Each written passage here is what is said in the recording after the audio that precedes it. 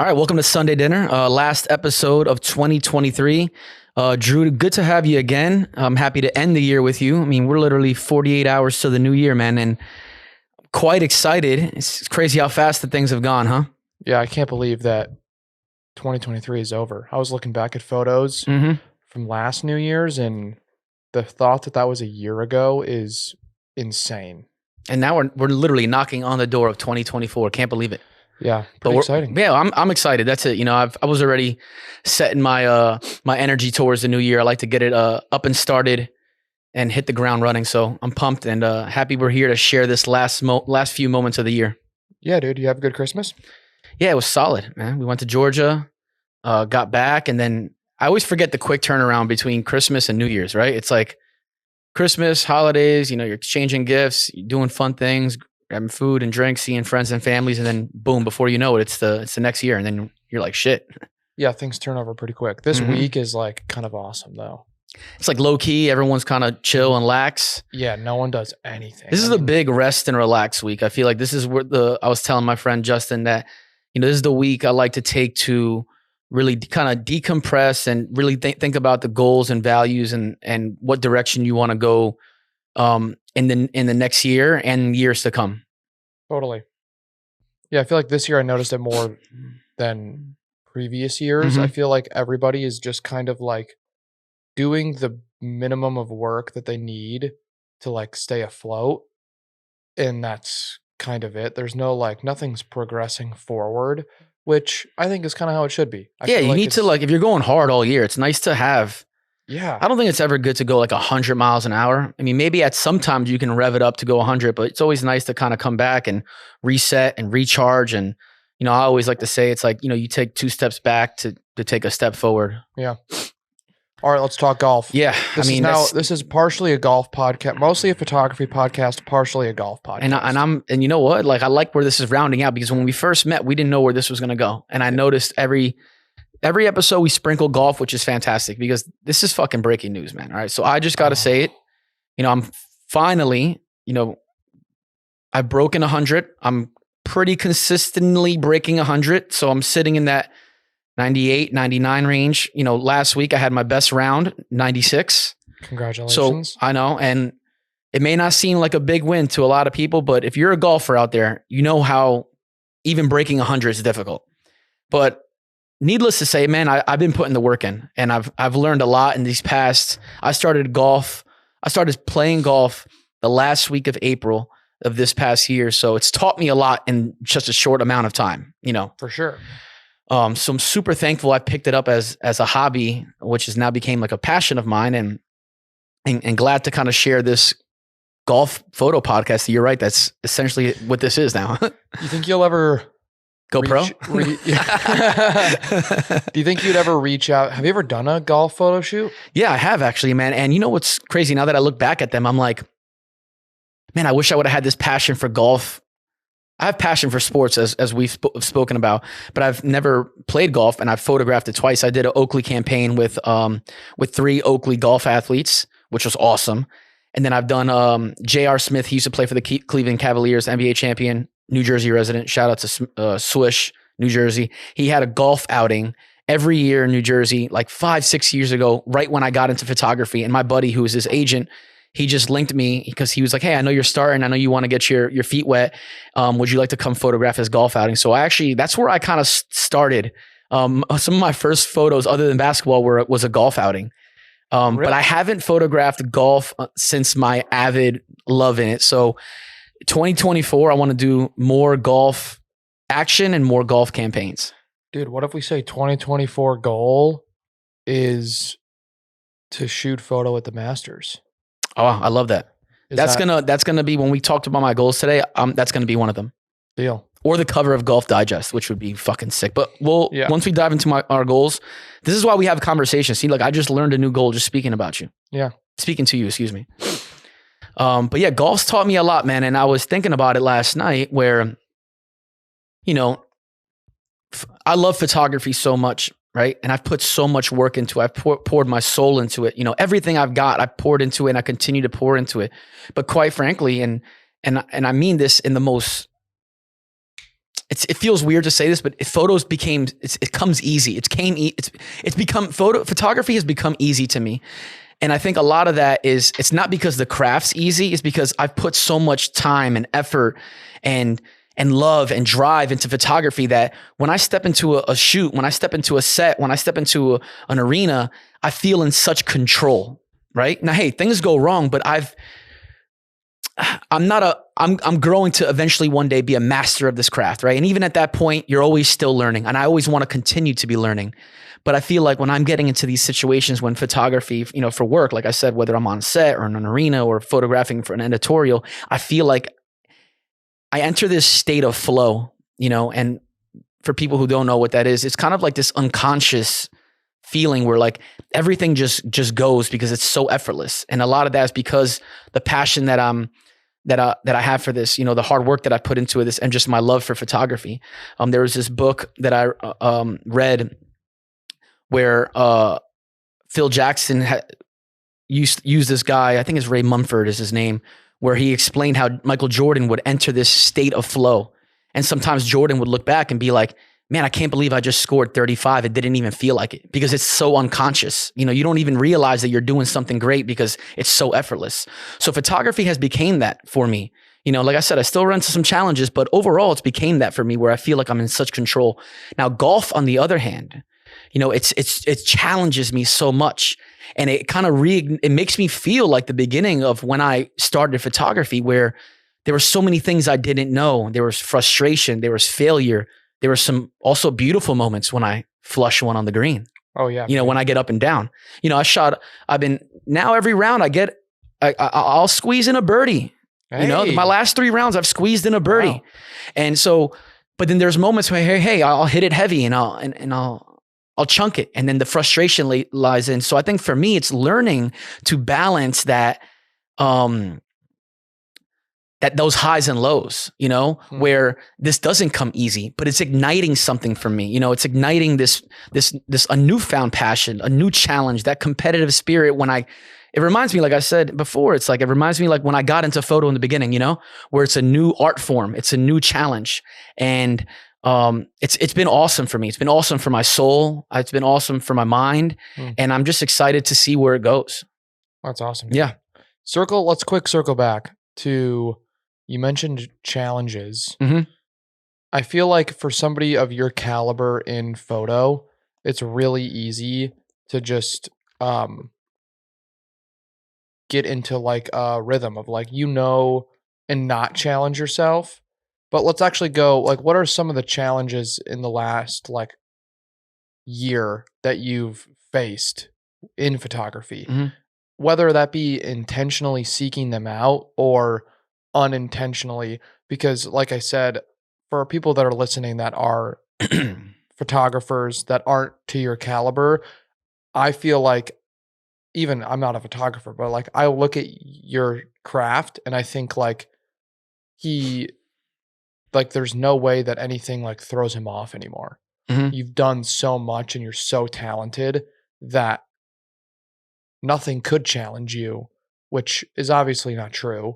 But yeah, I'm just curious, like what are some of the things about photography that still challenge you now? Mm-hmm. Yeah, no, I think that's also another great question. It's like I said, when you get to a certain level, and it's not just me, I don't want to act like I'm one of one, like I always speak to one of my best friends, Michael Reeves, and he's at a really high caliber photographer, and we speak about conversations like this.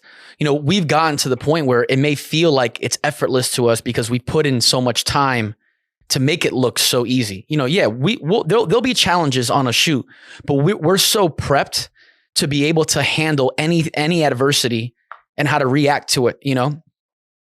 It's like saying, it's like a surgeon, right? I was watching the show. Me and Gina were watching the show. This Is Us, right? And the surgeon, I'm a little late to the show. It's fantastic. The surgeon says, hey, I'm ready for anything. I've delivered over 500 babies. I've 5 decades of delivering babies.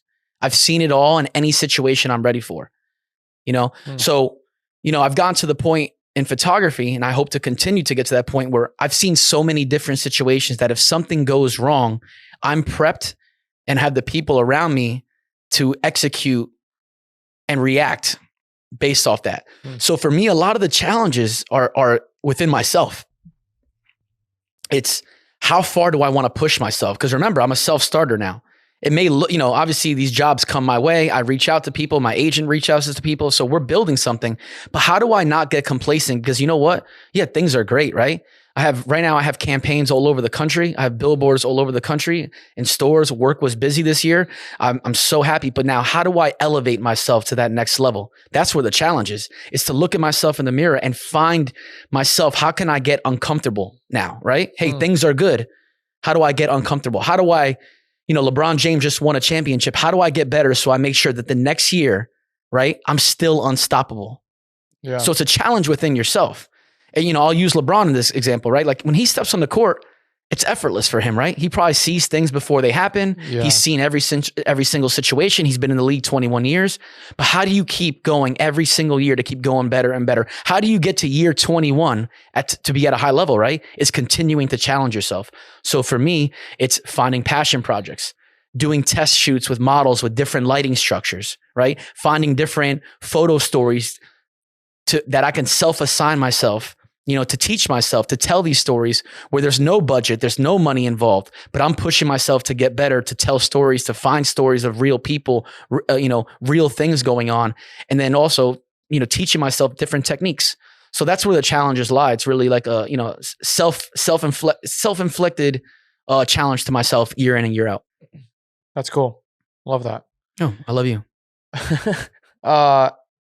Biggest takeaways from photography. Let's talk that. Yeah, man. Outside of, I always tell people, man, outside of being able to photograph, in my case, something that I love to do, right? Not everyone loves sports. I love sports. Being able to photograph sports, live actions, docu-style sports photography, campaigns with some of my favorite athletes, like I think we spoke of this on other episodes, there'll be a month where, hey, I'm photographing a college football game. I'm photographing an NFL game.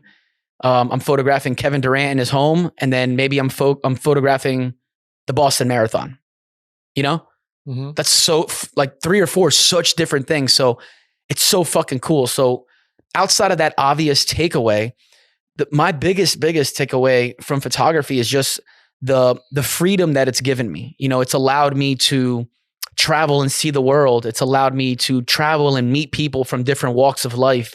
It's allowed me to talk and share about my journey that I've went through with other people that probably at that stage in their life, they've experienced what have I experienced. And sometimes just a voice is all you need to help you get over the hump. So I think the experiences and the memories that I've made with people has been my biggest takeaway from photography. Nice, man. Yeah, there's some wholesome stuff out here, man. Like I said, it is fucking cool. It looks cool. It's fucking cool. I'm not going to beat around the bush, but I don't want it to be ever something that defines me. I want photo to be just a thing that I do.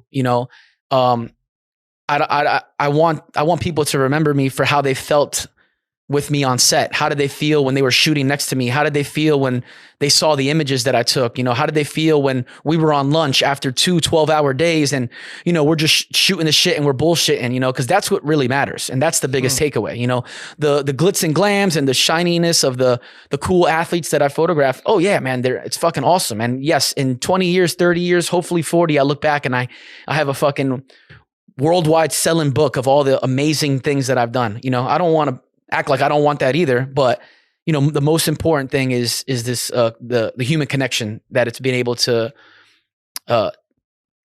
get from photography. Yeah, that's cool. I feel like that's lost. It's lost, or it's not spoken. Yeah, exactly. Like people probably wouldn't expect that answer, but it's true. Yeah, especially in like a creative space. Yeah, for sure. I feel like for a lot of creatives, their focus is building like a badass portfolio that like gets you the next job. And to a degree, there is, right? Totally. Yeah. Yeah. You always want to be progressive. Yeah. You always want to be. Yeah. Like that's what I say. I don't want to act like I don't want to be progressive, but you do. But I don't think also everyone thinks how, like what I just said either. They probably just think like, hey, I just want the next thing. I want the next thing. I got to do this. I got to be better than this person. Like, dude, life's not only that, Yeah. It's like I always, and again, I don't want to be so morbid end of the year, but I've always looked at it like this, right? Like I'll use you for an example, right? Like one day we're all going to pass, right? And whenever that day comes, you're probably going to say, you're not going to really care if you saw another photo that I took for work. You're going to probably wish, hey man, I wish I had to do one more podcast session with Johnny, or hey, Yeah. I wish we shared one more story. Cause that's the shit that really matters in life, Totally. you know? So Yeah, I love that perspective. End of the year, 2024. Mhm. What does 2024 look like for you? And what's going to be in a year from now, like the goal you have, or like the metric that you have that's going to define like a successful year for Johnny, So I always, aside from breaking 90 on the golf course? wait, how did you know that was my goal? Did I send that in the, send that in the questions? No, I'm just guessing. It really is, dude. Really? Fuck. Okay. Read your mind. Yeah, you got it. We're aligned. This is a golf podcast now with a sprinkle of photo. So I've been doing this for the past 5 years, right? Every year I write a letter to my future self. So tomorrow I'm going to sit down and I'm going to write a letter that I'm going to read next year on December 31st, right?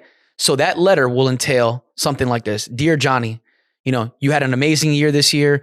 You photographed 25 campaigns. You traveled the world. You invested in a property. You got into the best shape. I'm so proud. So I'm painting out the picture of how this year is going to pan out before the year even happened. I've done this the last 3 years. And then at the end of the year, I'll read it back and see, 1, where was my mind at? 2, what did I want to accomplish? And 3, what did I accomplish or what didn't I accomplish? Whoa. So I'll write it's like a weird letter to write because you're writing to your future self. So I've done this the last 3 years. And then I'll write a set of goals. Hey, 2020, like I have my 2020 goals. I make sure I got them for you because I wanted you to read them. No, excuse me. My 2019 goals, this is what I wrote. It was 3 of them. In 2019, I wrote, photograph your first billboard and campaign. This is 2019. Photograph for a magazine, and if you can, get the cover. And then my last one for 2019 was travel the world and photograph. And up until that time, I hadn't done any of those 3. Okay. And then, they happened. That's awesome. I'm a big visualizer. A lot of people call that manifestors, but I know that everyone kind of has overused or drowned that term out. But I've always been a big visualizer where it's not just saying it, it's writing it down, it's seeing it, it's believing it, it's breathing it, it's eating it. Like when I see and say that I'm going to do these things, like they're going to happen. And there's not one doubt in my mind that it's going to happen. I've wrote it down. And if I showed you the last 3 years, I haven't checked off every single thing, but there's things that I've wrote in these lists that have happened that almost sometimes seem like insurmountable. Like in 2019, that was my year. I was already a year and a half into photograph and I was already like, man, fuck it. I want to go shoot a billboard. That's my goal for the year. That's pretty crazy. And then the end of that year, I did New Balance's Kawhi Leonard's campaign, and that ended up on a billboard in the side of a humongous building in LA. So it's like, I always set insurmountable goals so you can chase something. But that was just, so this year I'll do the same thing. I'll write a future letter, to myself. And then my 2024 goals are going to go something like this. 1, to break 90 in golf, right? I go to bed thinking about this shit. And I know it sounds silly, but for me, it's like, I have to be a self-starter. I don't have anyone telling me, hey, Johnny, you have to reach a goal. If I don't set myself on fire, then I'm going to just be moving along with everyone else. So it's to break 90 in golf, 2024 goal, right? My second goal is to photograph Aubrey Drake Graham in an editorial piece, all right? So like a magazine or for the New York Times or something like that, editorially photograph Aubrey Drake Graham. That's just Drake. That's just Drake. I just always been calling him that. So yes, my goal His for last 20. name is Graham. Yeah. Sorry to interrupt. No, it's okay. Or some people call him Champagne Poppy. So yeah, okay. So yes, my goal for 2024: break 90 in golf, photograph an editorial piece for Drake, featuring Drake. Photograph the cover or a spread of Golf Digest. I think that'd be really fucking cool. And I think I had the other one here and I apologize. Motherfucker. Oh, and to run the New York City Marathon. Oh, wow. So I'm just giving you a small handful. I have like 10, 11, but just for the sake of our time. So when I look at my goals for 2024, it's always it should be something financial, something spiritual, something physical, something mental, right? And be specific. Like I've done vague ones, but I want to be so specific. Hey, like I want to photograph for 2024, like I said to you, I want to photograph Drake in an editorial piece. I want to break 90 in golf, very specific. I want to run the New York City Marathon, and I want to photograph an editorial piece or the cover of Golf Digest. Super specific goals. Some may seem insurmountable, right?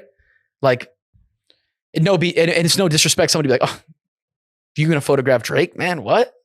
Yeah. But when I wrote that goal down about photographing LeBron 4 years ago, the same people would laugh, and it happened. So to me, when I write these things down in my head, I'm writing them down, not hoping it's gonna happen. I'm writing these things down, knowing that this shit's gonna happen in 2024.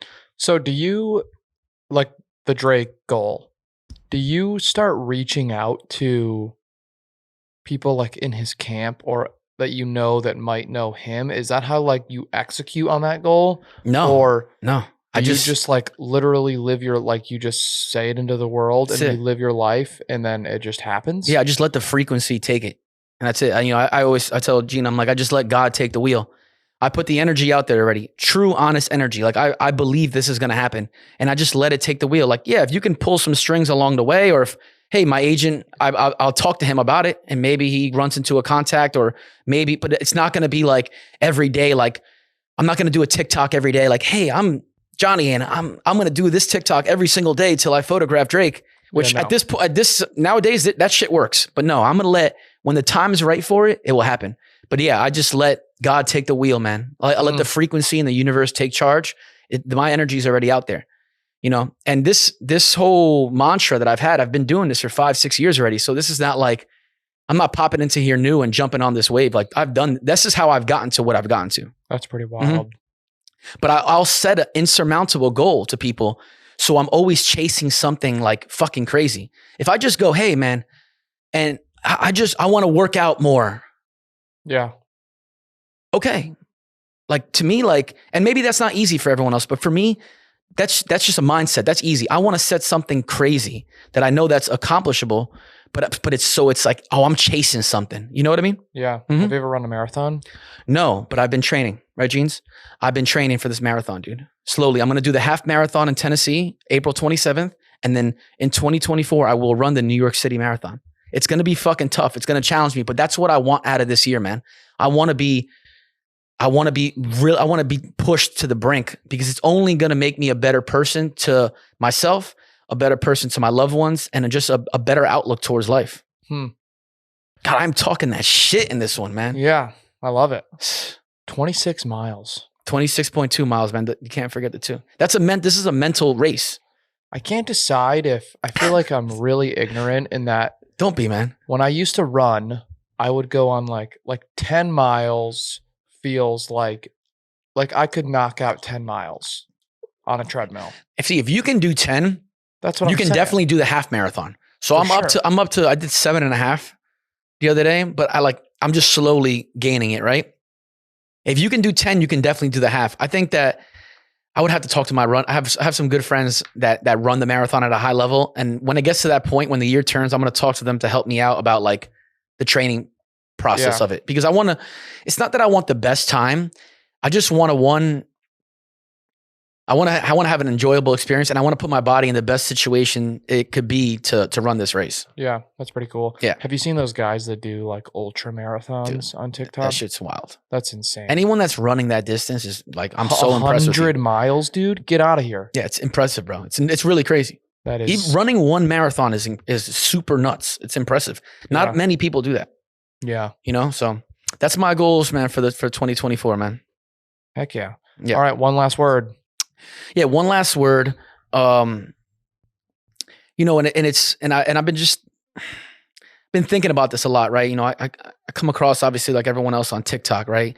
And there's this whole thing like fake it till you make it, and I've heard that mantra, and that saying when I was growing up, and I don't want to knock anyone's hustle, right? At all. I get it. We're all beginner. At one point you got to start somewhere, right?